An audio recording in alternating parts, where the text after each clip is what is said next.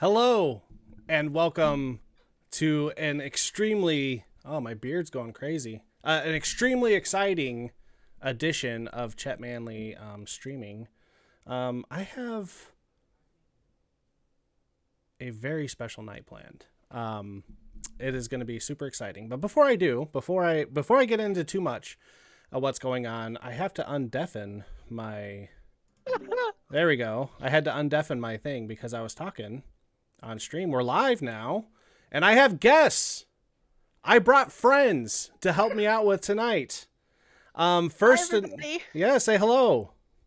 Say hello to the internet, to my thousands and thousands of adoring fans that will be watching the VOD of this, and also when I throw it up on YouTube, so it'll live forever on the internet because YouTube will never. YouTube will never die. It will exist forever.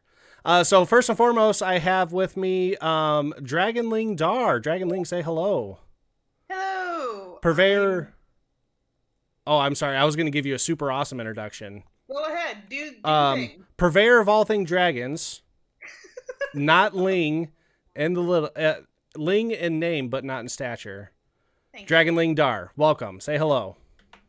Hello. I'm Dragonlingdar. You can find me on fanfic.net. Yes, I still use it sometimes at Yuko1 or on AO3 under Dragonlingdar.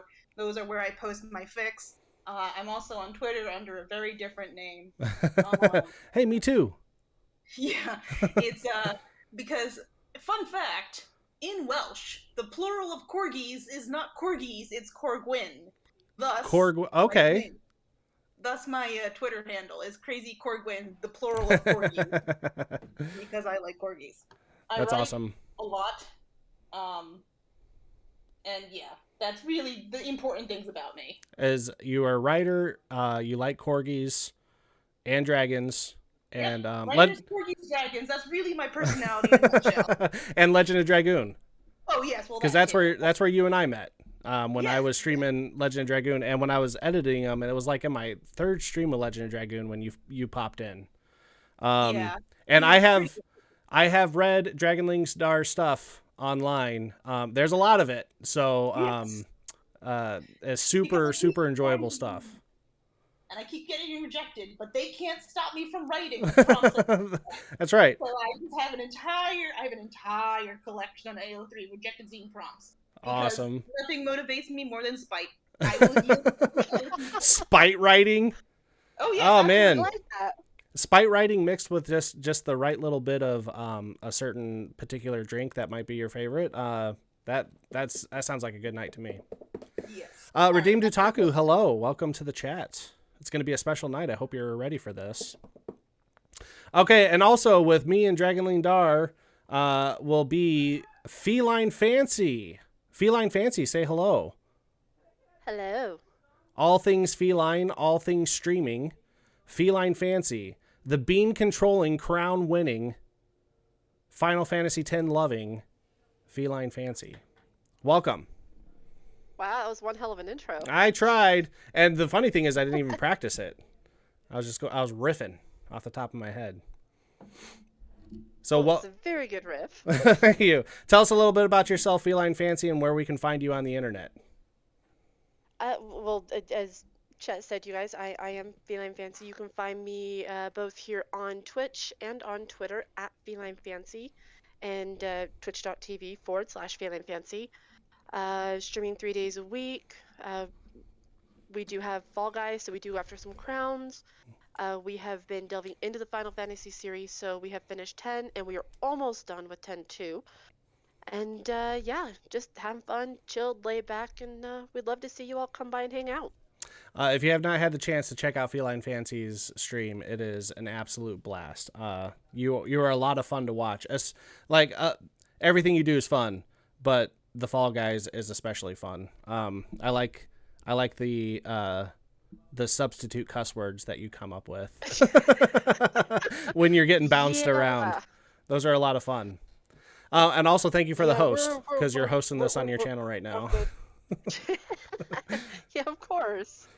Awesome. All right, so myself, Chet Manley, 405, because I looked for the other 404 Chet Manleys and they were not found. There's a joke there for you. We are going to be breaking down Final Fantasy X for you. We're going to be breaking down the story. We kind of came up with a structure based off of a writing lesson that a good writer friend of mine, hopefully he pops in, Mr. Edwith, has graciously let me borrow. And so we're going to be breaking down the story and talking about it and going from beginning to end and kind of trying to point out the greater themes of Final Fantasy X and also why a game like that would have such a lasting impact. Not just among storytellers like we are, but just, I mean, everybody I meet who's played this game remembers the ending. Like, it's something that is ingrained into the brains of Final Fantasy players all over the globe. So that'll be fun. But before we start that, we are going to do a little writing. There he is, Edwith. Awesome. Thank you for popping in. Edwith is also a good writer friend of mine. You can find, he has a book on Amazon called Ghostly Chords, which give me 1 second here.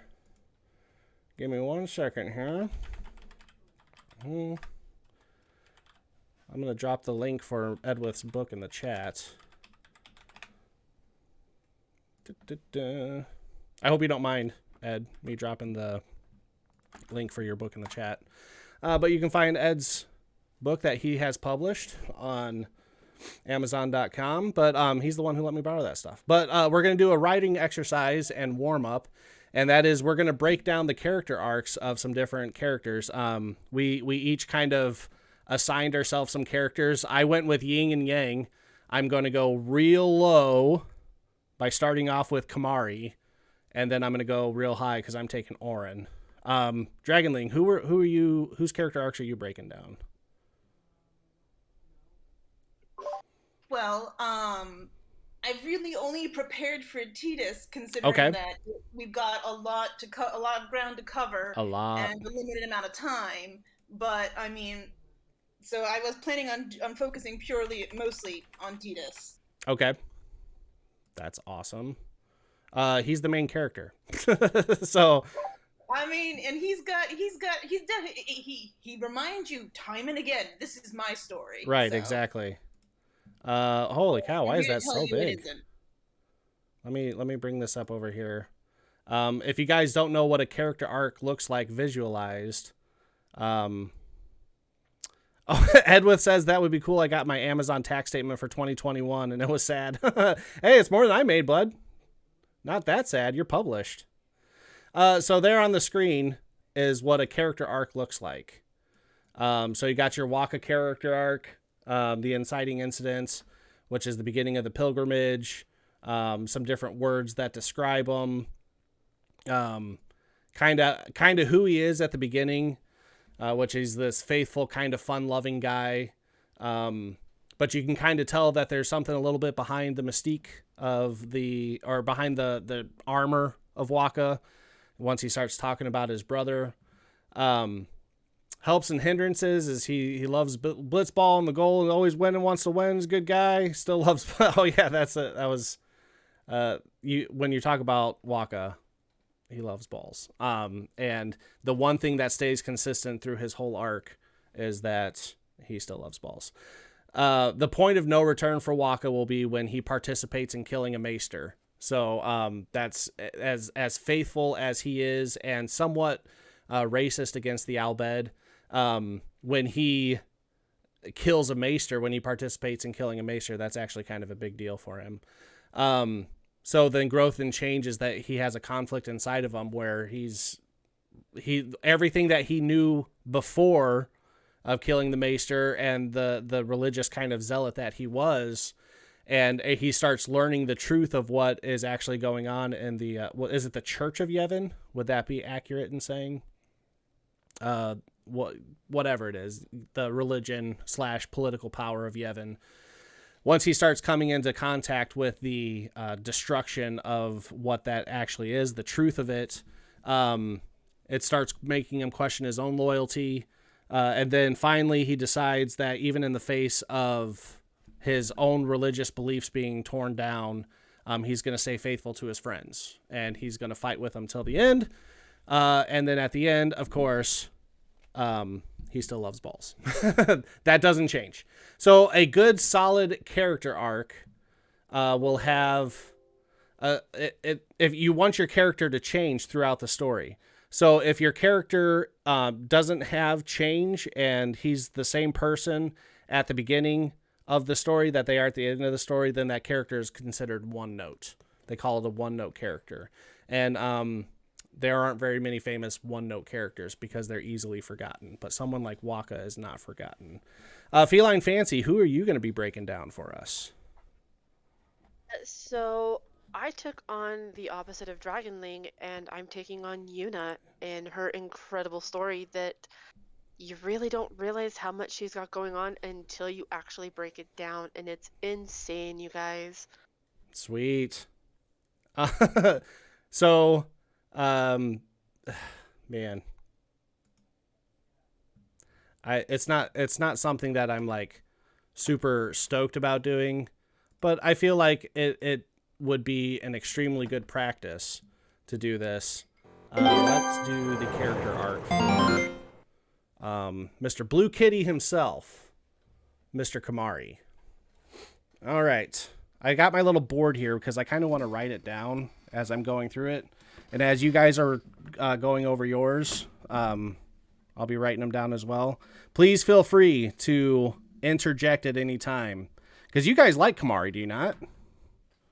I love Kimahri. I think he's got an amazing story that nobody really understands because it doesn't get, not a lot of it gets told. Yeah.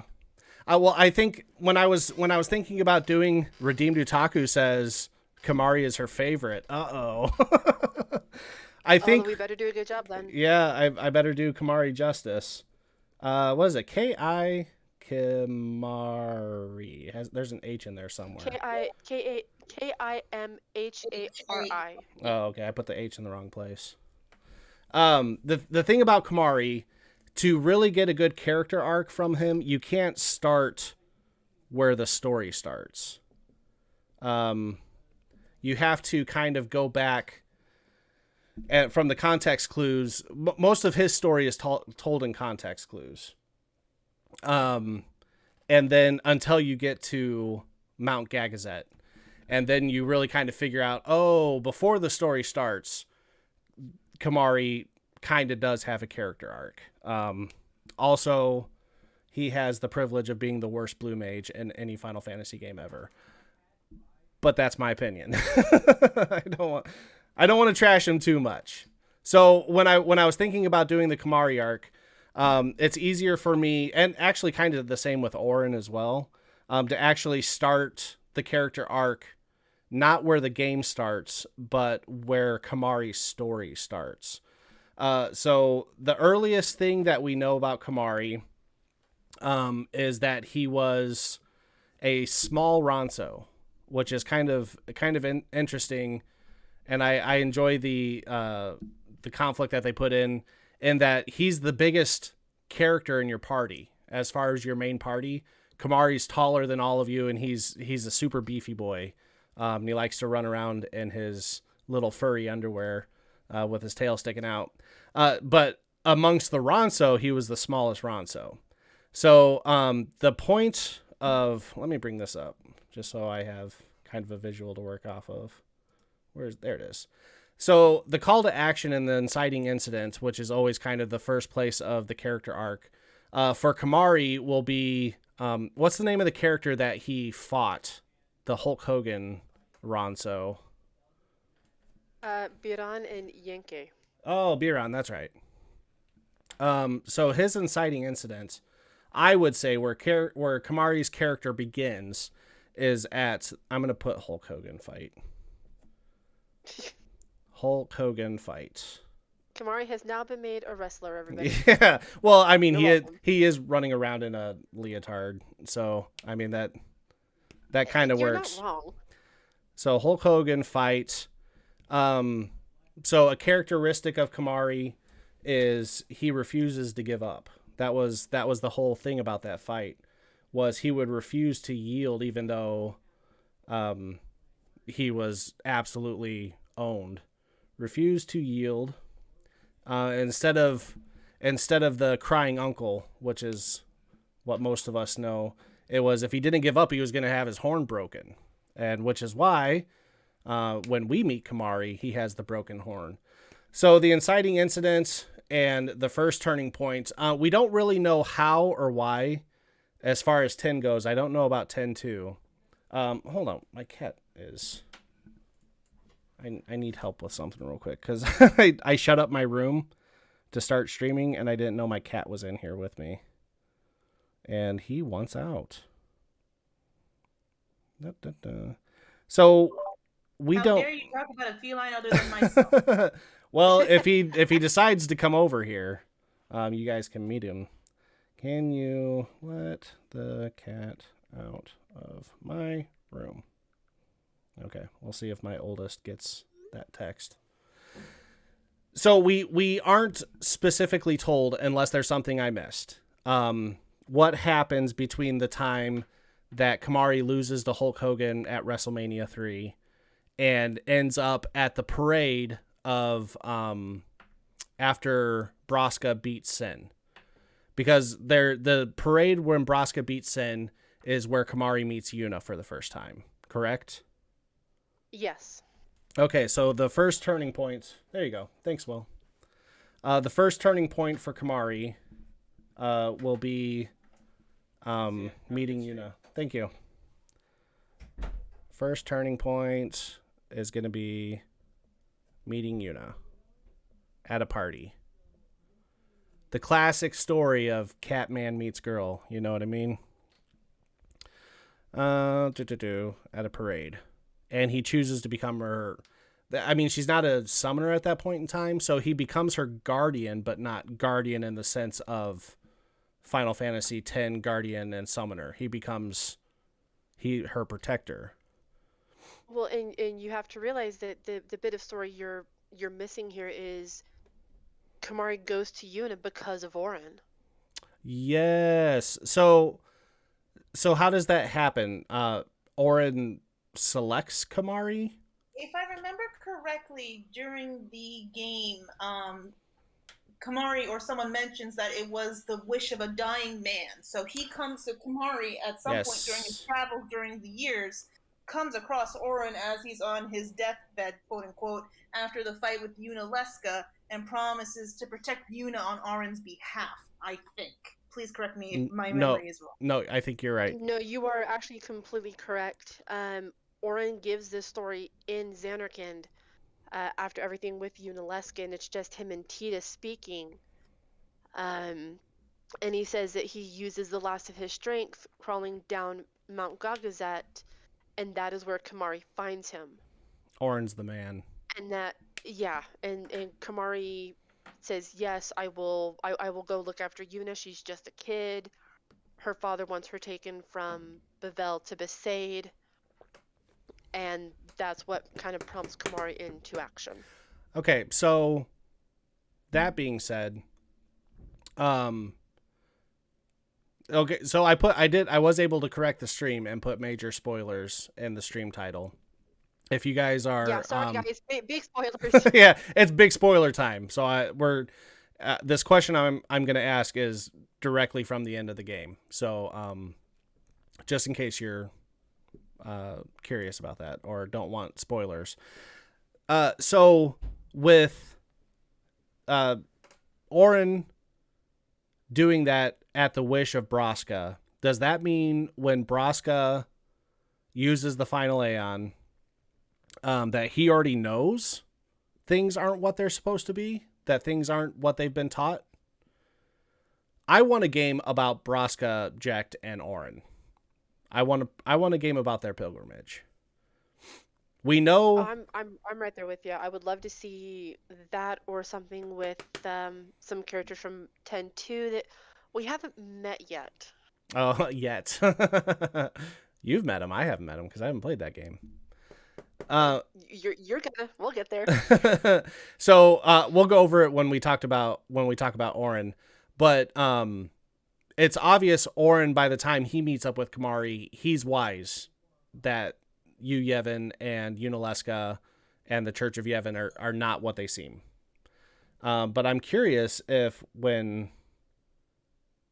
Oh, I am curious when if Braska knew before he died. Interesting. We'll come... It would be my assumption that yes, because they would have gone through the same thing in Xanarkand when meeting Lady Yunalesca, that she would have given them the exact same speech that she gives to our group here in 10, is that, you know, you have to choose who your final Aeon is going to be, essentially. Right. That kind of, this is how it all goes down. And at that point, and even Jack says it, you know, we have no other way. This is what we have right now, is this. Mm-hmm. So it is possible then that they went into the fight knowing that it was hopeless, which I when we're talking about the story, I want to come back to that. Okay, let's go back to our Blue Kitty.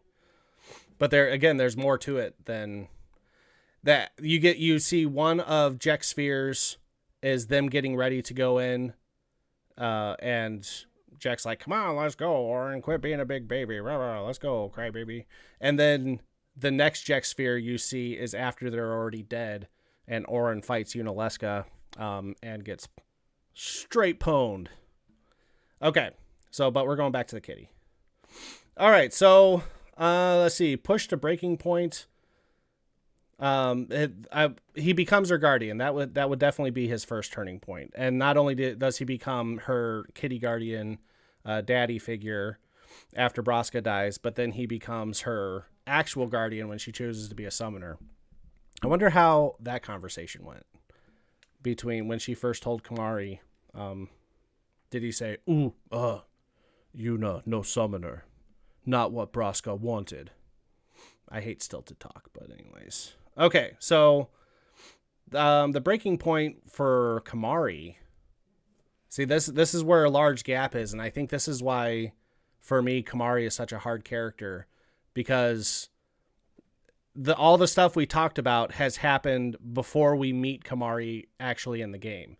And by the time we meet Kimahri, until all the time up until Mount Gagazet, he doesn't really have a whole lot of growth. He's just the strong silent type. He says maybe 5 or 6 words in between that time. But when he gets to, I would say Kimahri's midpoint would be the second Hulk Hogan fight.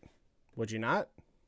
Would you not agree with me? Is there something in between him becoming Yuna's guardian and the second Hulk Hogan fight that has any Kimahri character growth? There's a couple of small bits, and you've really got to go through the game and pay attention, because we do have his first kind of re-encounter with Baran and Yankee in Luca. Oh, that's right. When we go searching for Orin in the cafe, we run into the two again on the road to the Moonflow, when they've come to actually warn Kimahri about, hey, summoners are disappearing from pilgrimage, and kind of make fun of him that, hey, your summoner's next because you're not this big badass Ronso that we are that would be able to protect her. That's right. And then you have a very small, beautiful snippet that I actually intend on bringing up, but there is a small conversation between Yuna and Kimahri that gives you a small glimpse into that mindset back when Yuna is a child, and the shoe puff incident, as I like to call it. Oh, when she falls off the shoe puff? Yes. And he rescues her? Well, he doesn't rescue her. The shoe puff scoops her up with his long nose and puts her back on top of the shoe puff, and then she jumps in 3 more times for fun. Oh, that's right. And he's like, oh, Kimahri was worried that it was okay because she was having fun. Right. So you do get to see little kind of glimpses of, yes, Kimahri is this very stoic man, cat, person from a very stoic, very warrior-driven tribe, but that he understands that this is a kid. She's having fun. And in a world full of sin, even though sin had just been defeated, she's found some little glimpse of joy in her life after losing her father and essentially becoming an orphan. And he kind of wants her to have that too. So he lets her have Yes. those moments. Redeemed Otaku says, apologize for Encyclo not being online. He's not feeling well. He had a long day, and tomorrow's another long day of doctor appointments. He said he will catch the replay. Oh, well, I'm glad. That's very kind that he'll catch the replay, but his health is first and foremost, so tell him not to worry. The VOD will be just as exciting as catching it live. Unless we say the F-bomb live on air. I don't know if you guys are wrestling fans. Probably not. But in the current wrestling show, an F-bomb was dropped live on air that the censors didn't catch, and it was pretty funny. But anyways, moving on. I Okay, apologize in advance. I will end up cursing. that is perfectly fine. As a writer, I wholeheartedly believe that the right word is the one that you choose in the moment. So if the right word happens to be an F-bomb, then so be it. I'm actually surprised I haven't dropped any F-bombs talking about Kimahri, but I'm trying to be nice. Okay, so definitely the exhaustion midpoint, the height of Kimahri's struggle is the second fight, where he proves himself to be strong. He's not just a no horn. He body slams Andre the Giant Ronso Man, proves his growth. And for the Ronso, his growth is not an emotional growth, it's a physical strength, because they don't sit down and have an intellectual conversation. They fight it out. It's actually 1-on-2, which I won that fight super easy because I was prepared for it. I knew it was coming. It also happened on Kimahri Day, which is a lot of fun. So he beats up the Ronso. They finally accept him. I'm gonna put on here that they serenade him because they sing for him and Yuna. I'm gonna put after his point of exhaustion and breaking, when he actually fights against his own kind, and he goes to a Ronso opera. Then right after that, all of his people die, which that's got to be a breaking point. Point of order: not all of them die. All of the Ronso. You really don't know how much of it is Seymour lying to, because Seymour is about to fight him. So why would you not say some kind of thing to kind of get your people off guard? So Seymour tells Ronso or Kimahri that he's the last one left, which as far as Kimahri knows, he's not. He could be lying. He doesn't know, but no, not all the Ronso die. But with the exception of I don't know because I don't play a whole lot of Blitzball. We don't see Hulk Hogan again, correct? So no. After that. So the implication would be then that he died. That Seymour actually did. He's one of the people that Seymour killed. Ronso opera. Then the performers die.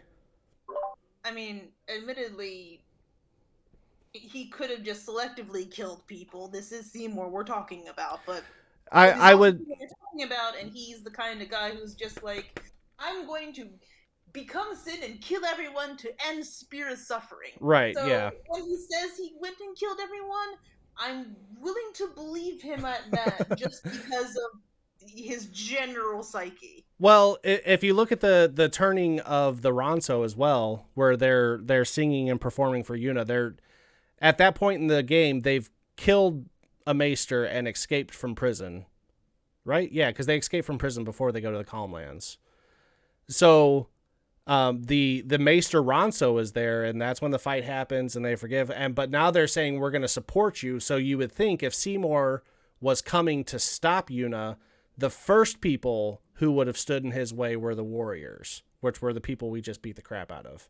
So they probably haven't even completely healed yet from our fight, and that's why they died. But that's kind of reading between the lines. But of course, they would be the first people to throw themselves at Seymour, and would more than likely be killed because Seymour had no mercy. So actually, we actually know that is in fact what happens, because after the Kimahri fight with Baran and Yankee, they tell Kimahri that, we'll crush the enemies that are following from the temple, and you will crush the enemies coming before you as you make your way up the mountain. Right. So we do know that they're going to be that first line of defense to try to hold back anybody coming from Bavel after them. Yeah, we don't even really have to read between the lines there. They were probably the first to die. Seymour killed them first. It's Seymour you fight at the top of Mount Gagazet, right? Yeah, it's pretty much back-to-back fights. You've got the Seymour fight, and then that divine dragon fight. The Sanctuary Keeper up on the summit. Okay, so his descent obviously would be that his people just died. So, descent. He finally got accepted by his people, and then a large portion of them got wiped out. Which that's got to affect you. He allied with the wrong person. So, I mean, that's going to carry a lot of guilt. Does the Maester die? Does the Ronso Maester die? Or does he pop up in other places? No, that's the last we see of Kelk Ronso. So at the end of the game, when Yuna's Maester, correct? They make Yuna Grand Maester. She is legit the only Maester because everybody else dies. Seymour. I don't think Yuna takes the name of Maester. She becomes obviously a high summoner because she has defeated Sin. Right. But that's the only title I'm ever aware that Yuna is given. The only reason I said Maester is because the Maesters, not only do they seem to be the religious leaders, but they also seem to be the political leaders of Spira. So I was thinking of her at the end when she's giving her speech. That was her assuming the role of leader. But as far as the Maesters go, when you actually meet all the Maesters and they're all together, the Ronso's the only one that's alive. Oh, no, Keenock's alive. Keenock's not a ghost Maester. So, but they kill him. They kill him very shortly after that. So then all the Maesters are dead. And then Micah's the one who just gives up and goes away. And then there's no Maesters left. Okay, so then his renewal is he transformative moment. Now that he's actually accepted by his people and all of his people are dead, is he going to continue the pilgrimage to the end? And really, I don't ever think there's any doubt, because they're the one thing that you never doubt about Kimahri is his faithfulness to Yuna. If I can say anything about Kimahri positive, is that you can absolutely 100% know his faithfulness to Yuna. Stays faithful to Yuna. And then the end of his character arc is just a little bit that meant a whole lot to me that I never noticed through this last playthrough. But I truly believe the resolution and the climax of Kimahri's character arc is that when Orin dies, or he's already dead, but when Orin's shifting off our mortal coil, out of all the people in the party that Orin walks by, he walks by everybody except for two people. Tidus is one of them, and Kimahri's the other one. Kimahri, he gets a little chest bump, or Orin gives him a little tap on the chest, like, good job, buddy. And I'm like, oh, man, okay, well, if Orin likes him, I guess I need to like him, too. So, Kimahri's, the end of his is ultimate chest bump. Do you guys have anything to add? As one warrior recognizing the skill of another, or thanking him for taking care of Yuna for as long as he had and seeing things through to the end. Yeah, exactly. Yeah, and I think that's a kind of a big thing for him. And so did Kimahri know Orin was dead from the beginning? Because if Orin would... I would have to think so. Okay, so let me click off of this. Let me bring this back over here. It should also be noted that if you do watch the Eternal Calm, which is the movie, after 10, that you actually find out Kimahri has has gone on to become a leader on Mount Gagazet and has returned to teach the orphaned Ronso All kind the of what they need to know to be the next generation.